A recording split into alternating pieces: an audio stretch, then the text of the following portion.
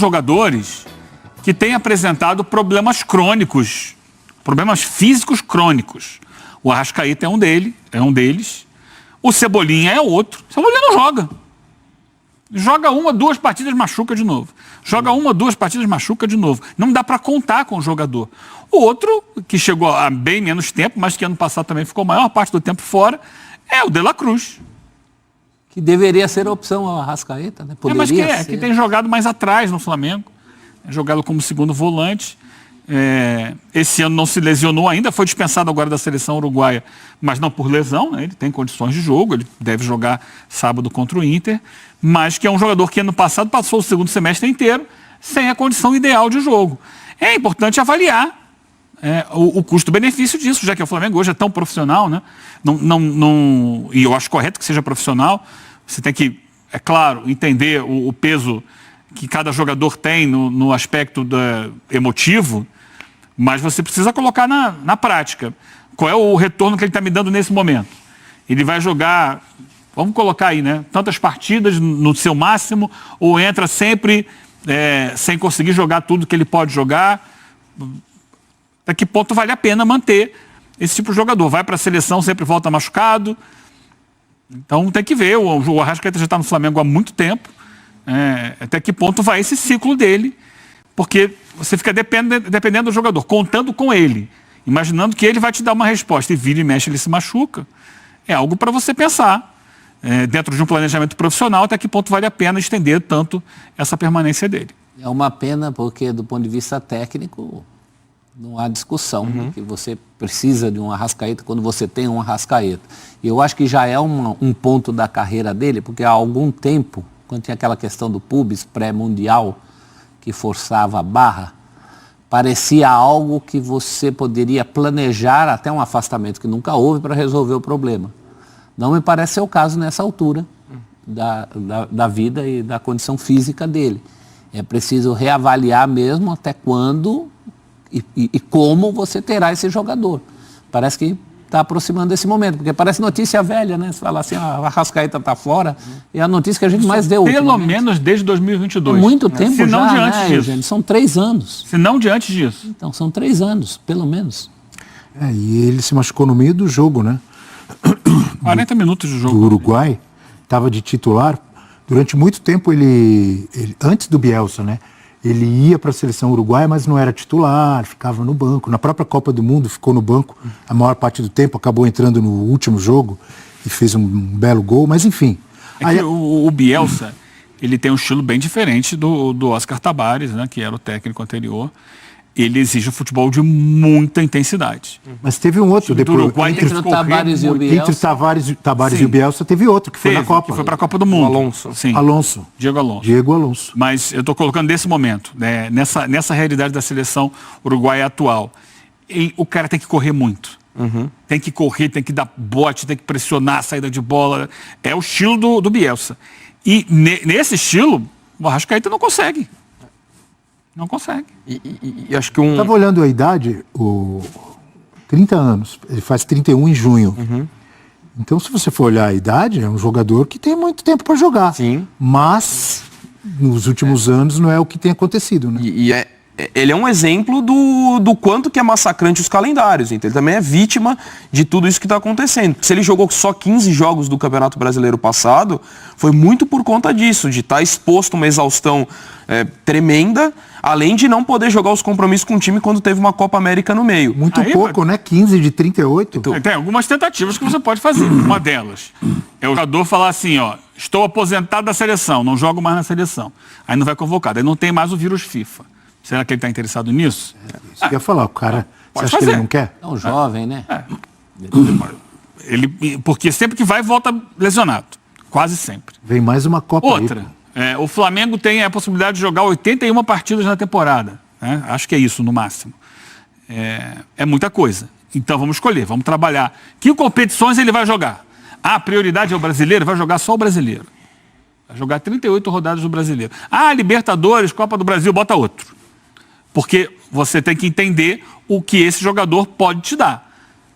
O jogador não tem condição de atuar por 80 partidas na temporada. Ninguém tem, né? O fato é esse. Mas ele que tem um físico ainda mais difícil, para ele fazer a diferença, ele tem que jogar um número menor de partidas. Então vai jogar esses 38 do Brasileiro. Ok. Para a Copa do Brasil, para a Libertadores, já que a prioridade é o brasileiro, isso dito pelo José Boto, né, que é o homem forte do futebol do Flamengo, diretor-geral, então ele vai ser usado somente no Campeonato Brasileiro e você encontra uma outra forma, um outro jogador para fazer o papel dele nas competições paralelas. Talvez, de repente, chegou numa final de Copa do Brasil, chegou numa final de Libertadores, ok, aí você coloca. Tem que ser colocado de antemão claramente. Vai jogar, e não adianta reclamar. Vai jogar só nessa. Não, mas assim não me interessa, porque assim eu estou pagando muito caro. Então, beleza, troca.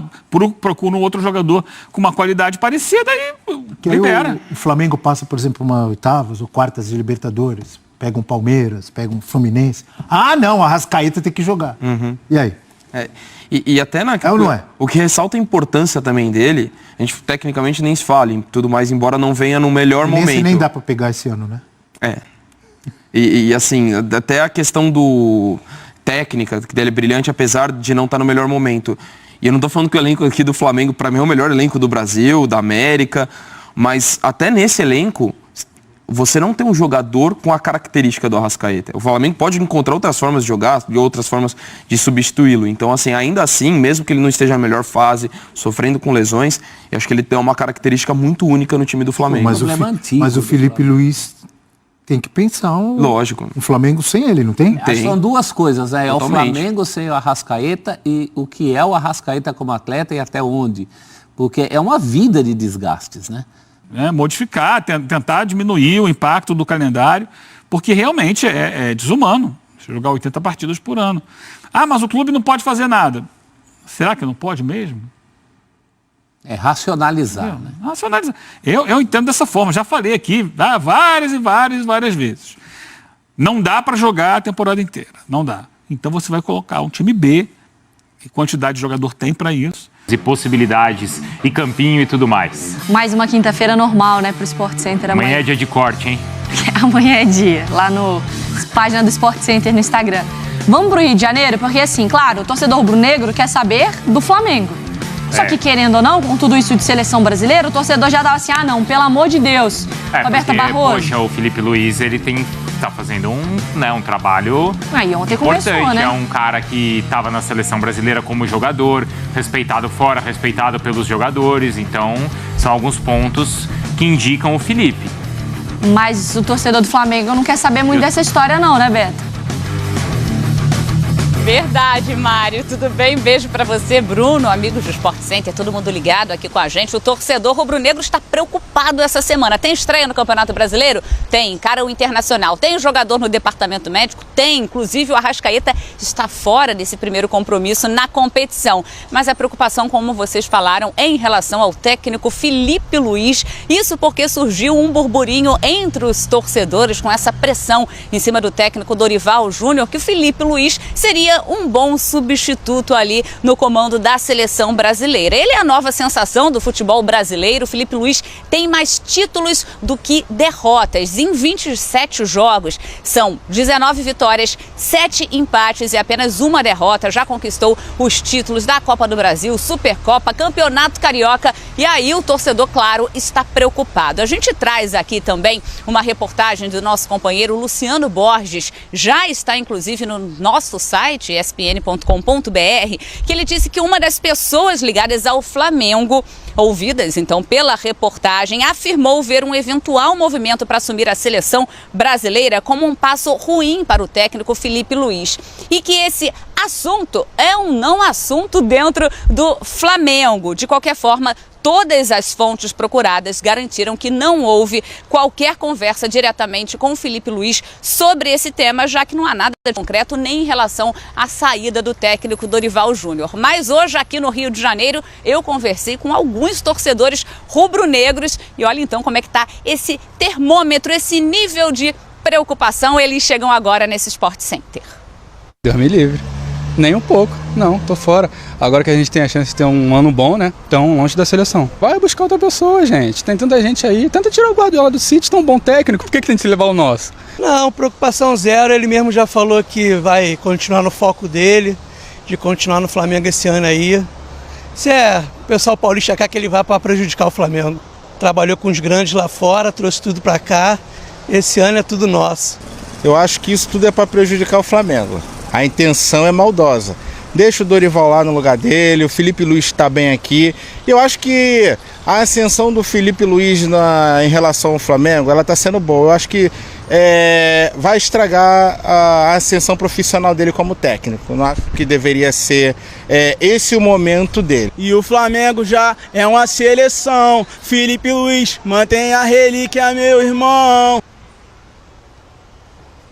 Tá aí, então, o palpite, né? Os comentários, a gente pode dizer assim, dos torcedores rubro-negros que não querem, claro, que o Felipe Luiz deixe o comando do Flamengo. Ele tem contrato com o clube até o final do ano. Bruno. Ainda não chegou nesse estágio.